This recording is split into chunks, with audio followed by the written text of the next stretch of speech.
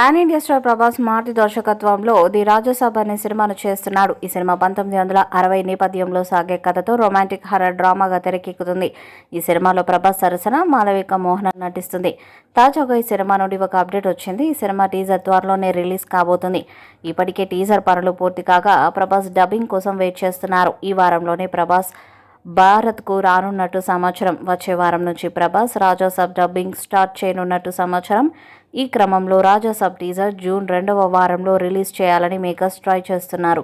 ఇప్పటికే cinema shooting దాదాపు పూర్తి కాగా ఇంకా కొన్ని రోజులు మాత్రమే మిగిలి ఉంది. ఆ మిగిలిన కొంచెం షూటింగ్ కూడా త్వరగా పూర్తి చేయాలని మారుతి ప్లాన్ చేస్తున్నారు. ఇటీవల ప్రభాస్ ఇటలీలో ఉండటం, హైదరాబాద్కు రాకపోవటం, డబ్బింగ్ పనులు ఆగిపోవటం అన్ని కలిపి టీజర్ రిలీజ్ కూడా జూన్కి వెళ్ళిపోతుందన్న సంకేతాలు ఇస్తున్నాయి. మేకర్స్ మౌనం వల్ల సోషల్ మీడియాలో రకరకాల ఊహాగానాలు విస్తరిస్తున్నాయి.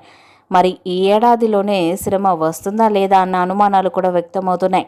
హర్రర్ కాన్సెప్ట్ కావడం, మరీ ముఖ్యంగా భయపెట్టే ఎలిమెంట్స్ను హైలైట్ చేయాలంటే గ్రాఫిక్స్ ప్రాముఖ్యత పెరుగుతుంది.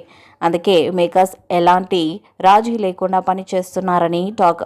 తన గత సినిమాలన్నీ వేగంగా పూర్తి చేసే మారుతి ఈసారి ప్రభాస్ ప్రాజెక్టు కావడంతో అనుకున్న టైంలో సినిమా కంప్లీట్ చేయలేకపోతున్నాడట.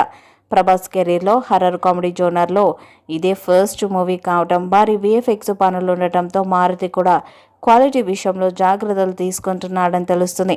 మరి చిత్రం ఎలాంటి విజయాన్ని సాధిస్తుందో చూడాలి.